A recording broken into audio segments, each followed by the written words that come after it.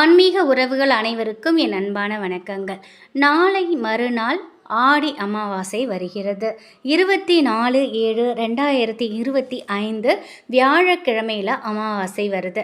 அமாவாசை திதியில் முன்னோர் வழிபாடு செய்வது சிறப்பான பலன்களை நமக்கு கொடுக்கும். முன்னோர்களின் சாபத்தை நீக்கும்.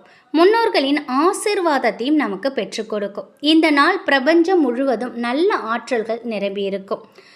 இந்த நாள் முன்னோர்கள் வழிபாட்டிற்கு எந்த அளவுக்கு முக்கியமோ அதே போல் சில தாந்திரீக பரிகாரங்கள் செய்வதற்கும் இந்த நாளை நம்ம பயன்படுத்திக்கலாம். நிறைய பேர் வீடுகளில் இன்றும் பெரிய அளவில் பாதிப்பை கொடுக்கக்கூடியது கஷ்டம்னாக்கா அது பண கஷ்டம். வறுமைங்கிறது ஒவ்வொருத்தர் வீட்லேயும் தலை விரித்து ஆடுது. செலவு கட்டுக்கடங்காமல் போகுது. இதையெல்லாம் கட்டுப்பாட்டுக்குள்ளே கொண்டு வரத்துக்கு அமாவாசை அன்று செய்யக்கூடிய ஒரு எளிமையான தாந்திரிக வழிபாட்டை தான் இந்த பதிவில் நம்ம பார்க்க போகிறோம். வருஷத்தில் 3 அமாவாசை ரொம்பவே விசேஷமானது. அதில் ரொம்ப முக்கியமானது ஆடி அமாவாசை. அன்றைய நாள் முழுவதும் வியாழக்கிழமை முழுவதுமே அமாவாசை திதி இருக்குது. காலையில் முன்னோர் வழிபாடு செய்வது, மாலையில் குலதெய்வ வழிபாடு செய்வது சிறப்பான பலன்களை கொடுக்கும். மறக்காமல் அன்றைய தினத்தில் திதி தர்ப்பணம் கொடுங்க. அப்படி திதி தர்ப்பணம் கொடுக்க முடியாதவங்க அன்னதானம் செய்யுங்க. இது எல்லாத்தையுமே முடிச்சுட்டு பண வரவுக்கு உண்டான ஒரு எளிமையான ஒரு தாந்திரிக பரிகாரத்தையும் அமாவாசையில் செய்யுங்க. அமாவாசையிலையும் செய்யலாம். இதை தொடர்ந்து வியாழக்கிழமையில் கூட நீங்கள் இதை செய்துக்கிட்டு வரலாம். இதற்கு தேவையானதுன்னு பார்த்திங்கன்னா வெந்தயம். வெந்தயத்தில் பல ஆன்மீக சக்திகள் அடங்கியிருக்கு. அதே போல் பல மருத்துவ குணங்களும் இதில் நிறைய இருக்குது. குரு பார்க்க கோடி நன்மைகள் அப்படின்னு சொல்லுவாங்க. இப்படிப்பட்ட குருவின் அருளை பெறுவதற்கு இந்த வெந்தயம் நமக்கு மிகப்பெரிய அளவில் பெருந்துணையாக இருக்கும். அது சம்பந்தமாக வெந்தயத்தை உபயோகப்படுத்தி வீட்டில் பணம் நகை சேர்வதற்குண்டான எளிமையான தாந்திரிக பரிகாரத்தை தான் இப்போ நம்ம பார்க்க போகிறோம். இந்த பரிகாரம் செய்யறதுக்கு குரு பகவானுக்குரிய வியாழக்கிழமை அன்று நல்ல நேரத்தில் நீங்கள் இதை செய்யுங்க. வியாழக்கிழமை அமாவாசையும் இருக்குது. அந்த நாளில் செய்வது சிறப்பான பலனை கொடுக்கும். ஒரு சின்னதாக பச்சை நிற துணி எடுத்துக்கோங்க. அது பட்டு துணியாக இருந்தால் ரொம்பவே விசேஷம். இல்லைன்னா சாதாரண துணியை நீங்கள் பயன்படுத்திக்கலாம். அதில் 1 டீஸ்பூன் வெந்தயம் வைக்கணும். அதோட 2 பச்சை கற்பூரத்தை வைக்கணும். இதில் ஒரு தங்க நாணயம் வைக்கலாம். தங்க நாணயம் வைக்க வசதி இல்லாதவங்க அதற்கு பதிலாக வெள்ளி காசை வைங்க. அதுவும் இல்லாதவங்க செம்பு நாணயத்தை வைங்க. இது 3மே இல்லை அப்படின்னாக்கா 500 ரூபா நோட்டு வைக்கலாம். இல்லைன்னா ஒரு 100 ரூபா நோட்டாவது நீங்கள் வைங்க. உங்களால் முடிந்த ஒரு தொகையை அதில் நீங்கள் வைங்க. இவ்வளோ தொகை வைக்க முடியாது அப்படின்னு நினைக்கிறவங்க சில்லறை காசு கூட நீங்கள் வைக்கலாம். எந்த தவறும் இல்லை.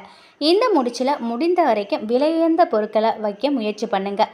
அது தங்க நாணயமாக இல்லாமல் நகையாக இருந்தால் கூட அதை கூட நீங்கள் வைக்கலாம். அது வைக்கும் பொழுது நகையாக நாங்கள் வைக்கிறோம் அப்படின்னு நினைக்கிறவங்க அந்த நகையை வைக்கிறதுக்கு முன்னாடி பசும்பாலில் போட்டு சுத்தம் செஞ்சிடுங்க. அதற்கப்புறம் இந்த அந்த பச்சை நிற துணியில் நீங்கள் இந்த நகையையும் வைங்க. இது எல்லாத்தையும் வச்சுட்டு ஒரு மூட்டையாக கட்டி பூஜை அறையிலையோ அல்லது பீரோலையோ நீங்கள் நகைகளை சேமித்து வைக்கக்கூடிய பெட்டியிலையோ நீங்கள் வைக்கலாம். இதை வைக்கிறதுக்கு முன்னாடி உங்கள் குலதெய்வத்தை நல்லா மனதார வேண்டிக்கிட்டு நீங்கள் வைக்கணும். இந்த மூட்டை பார்த்திங்கன்னா வடக்கு பார்த்தவாறு வைப்பது ரொம்ப விசேஷம். அது மட்டும் இல்லை, இதை எங்கே வச்சாலும் தினமும் இதற்கு நீங்கள் தீபதூபம் காட்டணும். இந்த வெந்தயத்தை ஒரு முறை மாற்றணும். பழைய வெந்தயத்தை எடுத்து கால்படாத இடத்துல போட்டுடலாம். மீண்டும் வெந்தயத்தை வைக்கணும். பச்சை கற்பூரம் நிச்சயமாக கரைஞ்சி போயிடும். அப்படி கரையாமல் இருந்ததுன்னா நீங்கள் மீண்டும் உபயோகப்படுத்தி கொள்ளலாம். இதில் வச்சுருக்கக்கூடிய தங்கமோ வெள்ளியோ செம்போ இல்லை நாணயமோ இல்லை பசும்பாலில் கழுவி வச்சிங்க இல்லையா நகை, அதுவோ எதுவாக இருந்தாலும் திரும்பி இந்த மூட்டையில் நீங்கள் இதை வைக்கலாம். இப்படி தொடர்ந்து நம்ம செய்யறதுனால குரு பகவானின் அருள் பரிபூரணமாக கிடைக்கும். நமக்கு எவ்வளோ பெரிய கெட்ட காலமாக இருந்தாலும் மாறி நன்மையை நடக்கிறதுக்கு துவங்கும். அது மட்டும் இல்லை, இந்த முடிச்சு இருக்கக்கூடிய இடத்துல பொன்னும் பொருளும் சேர்வதற்கான யோகத்தை குரு பகவான் தருவாங்க. ரொம்ப எளிமையான இந்த வெந்தய பரிகாரத்தை நம்பிக்கையோடு நீங்கள் வீட்டில் செஞ்சுட்டு வந்தீங்கன்னா நல்ல பலன்கள் நிச்சயமாக கிடைக்கும். இதை நீங்கள் ஆடி அமாவாசையாக இருக்கிறதுனால அந்த நாளில் நீங்கள் செய்யலாம். ஒருவேளை அந்த அமாவாசையில் உங்களால் செய்ய முடியல அப்படின்னாக்கா அடுத்த வியாழக்கிழமை வருது பார்த்தீங்களா, ஒவ்வொரு வியாழக்கிழமையும் நீங்கள் இதை செஞ்சுக்கிட்டு வரலாம். வியாழக்கிழமை குரு பகவானுக்கு உரிய நாள். இந்த நாளில் நீங்கள் வைக்கும் பொழுது வீட்டில் பணம் நகை சேர துவங்கும்.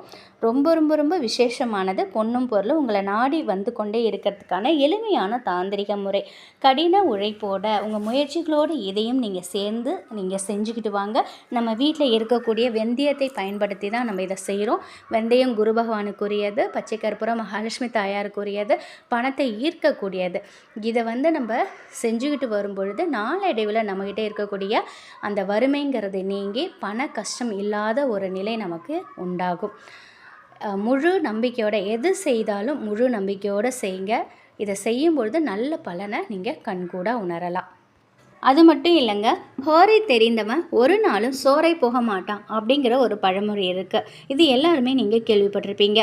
ஒரு நாளில் வரக்கூடிய ஹோரைகளை சரியான முறையில் நம்ம பயன்படுத்தி வந்தோம் அப்படின்னா நமக்கு ஒரு நாளும் தோல்விங்கிறதே இருக்காது. ஹோரைகளுக்கு அவ்வளோ முக்கியத்துவம் இருக்குது. இந்த ஹோரை என்பது என்ன? ஒரு நாளில் ஒவ்வொரு மணி நேரமும் ஒவ்வொரு கிரகங்களுக்காக ஒதுக்கப்பட்டிருக்கும். இதில் ராகுக்கும் கேதுக்கும் மட்டும் தனியாக ஹோரை கிடையாது. இது ரெண்டுமே மற்றதை சார்ந்து தான் இருக்கும். இந்த ராகு கேதுவை தவிர்த்துட்டு மொத்தம் 7 ஹோரைகள் ஒவ்வொரு நாளின் தொடக்கத்தில் அந்த நாளுக்குரிய ஹோரை ஆரம்பிக்கும். உதாரணமாக இப்போ வெள்ளிக்கிழமைனாக்கா சுக்கிரனுக்கு உரிய நாள். அந்த தினத்தில் காலையில் 6 to 7 சுக்கிர ஹோரை. இதே சனிக்கிழமைனா காலை 6 to 7 சனி ஹோரை. இப்படி ஒவ்வொரு நாளின் தொடக்கத்தில் அந்த கிரகங்களுக்கான ஹோரை முதல்ல தொடங்கும். அதுக்கப்புறம் அடுத்தடுத்த ஹோரைகள் வரும். இப்பொழுது நம்ம வியாழக்கிழமையில் வரக்கூடிய வியாழ ஹோரை பற்றி தான் இப்போ பார்க்க போகிறோம். இந்த ஹோரையில் தான் நம்ம பணத்தை சேமிக்க தொடங்கணும். வியாழக்கிழமை காலை 6 to 7 குரு ஹோரை, மதியம் 1 to 2, இரவு 8 to 9. இந்த 3 நேரங்களில் வரக்கூடிய ஹோரை இல்லை. இரவு வரக்கூடிய ஹோரை தான் பணம் சேர்க்க நம்ம பயன்படுத்தணும். இரவு 8 to 9 குரு ஹோரை. இந்த நேரத்தில் வீட்டில் பூஜை அறையில் தீபம் ஏற்றி குரு பகவானை மனதார வேண்டிக்கோங்க.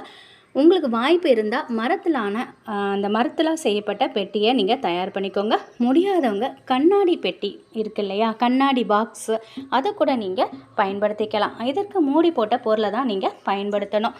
குரு பகவானை மனசார நினச்சிட்டு நீங்கள் சேர்க்க நினைக்கும் பணத்தை முதல்ல அந்த பெட்டியில் போடணும். அதோட மஞ்சள் நிற பூவை போடணும். ஏன்னா குரு பகவானுக்கு மஞ்சள் நிறம் ரொம்பவே உகந்தது. இதோட கொஞ்சம் பச்சரிசியில் மஞ்சள் கலந்து அச்சதைன்னு சொல்லுவோம்ல, அந்த அச்சதையும் அதில் கொஞ்சம் போடுங்க. இப்படி போட்டு பணத்தை சேர்க்க பணம் அதில் பல மடங்கு சேர்ந்துக்கிட்டே இருக்கும். நம்ம பணம் சேர்க்க துவங்கிறது அது சேர வேண்டும் அப்படின்னு தானே. அப்போ இந்த முறையில் நீங்கள் தொடங்குனீங்கன்னா நல்ல முறையில் சேரும். இது மாதிரி முயற்சி செஞ்சு பாருங்கள், தவறில்லை. வியாழக்கிழமை வரக்கூடிய வியாழன் குரு ஹோரையில் இந்த முறையில் நீங்கள் பணத்தை சேர்க்க துவங்கி நல்ல முறையில் பணத்தை சேர்த்து பொருளாதார நிலையில் நல்ல முன்னேற்றத்தை பார்க்கலாம். அதுவும் அமாவாசைங்கிறது ரொம்ப ரொம்ப விசேஷம். நல்ல சக்திகள் அதிகமாக இருக்கக்கூடிய இந்த அமாவாசையில் வியாழக்கிழமையிலே வருது. இந்த நாளில் கூட நீங்கள் இந்த பண சேமிப்பை நீங்கள் தொடங்கலாம். பணம் சேமிக்கிறதுக்காக தான் ஒவ்வொரு நாளும் நம்ம போராடிக்கிட்டு இருக்கோம். அப்போ இது போன்ற சில விஷயங்களை செய்து பார்க்கறதுனால நல்லது நடக்கும் அப்படின்னு நினச்சாக்கா அது செய்யறதுல தவறில்லை. உங்களுக்கு விருப்பம் தான் நீங்கள் இதையும் கூட நீங்கள் செஞ்சு பார்க்கலாம். நிச்சயம் இந்த ஒரு தகவல் உங்களுக்கு பயனுள்ளதாக இருக்கும் அப்படின்னு நம்புகிறேன். நன்றி.